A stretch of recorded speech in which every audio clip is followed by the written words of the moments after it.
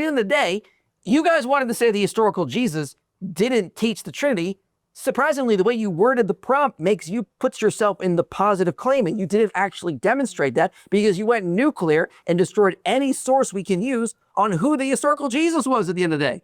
So at the end of the day, this was not even justified because every time we bring up a source, you're like, well, we're going to throw that out. We're going to throw that out. We're going to throw that out. Constantly, we're going back to this circle. If it agrees with Islam, therefore we can accept it. If it doesn't, we reject it. We find some ad hoc reason to do it. So yeah, this was ridiculous. I'll add on to that. So with the Q source, okay.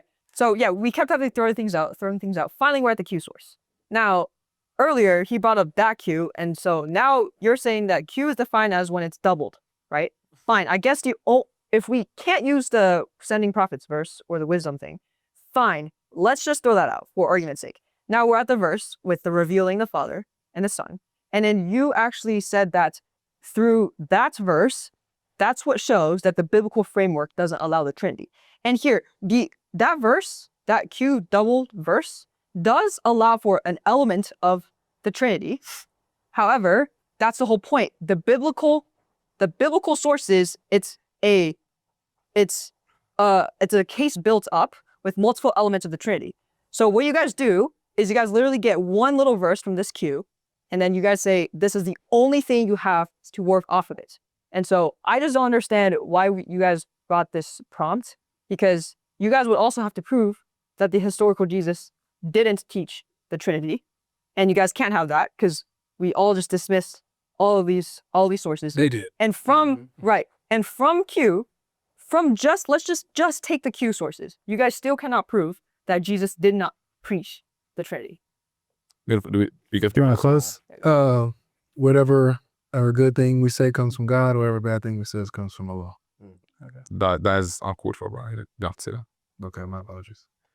Yeah. So for closing, I would say, just the main thing that we were really referencing is whether the biblical narrative allows for this, which we were giving Jewish references in the first century, and we were quoting the Bible to also support this, like 1 Samuel 25, pairing that with first century Jewish attestation that shows that this is an allowed Jewish belief, and therefore we can apply this first century belief onto the gospel, including the Gospel of John, to show that this wouldn't necessitate a Trinitarian belief, but rather it can also show first century Jewish monotheism.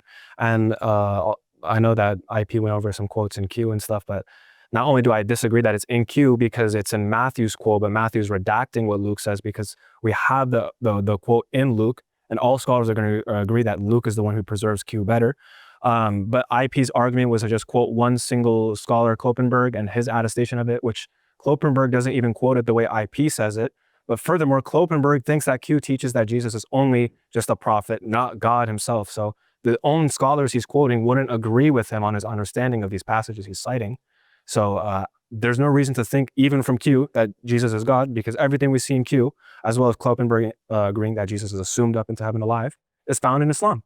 So there's no reason to say that Q teaches your Trinitarian beliefs when your own scholars you're trying to quote don't agree with you on that. Yeah.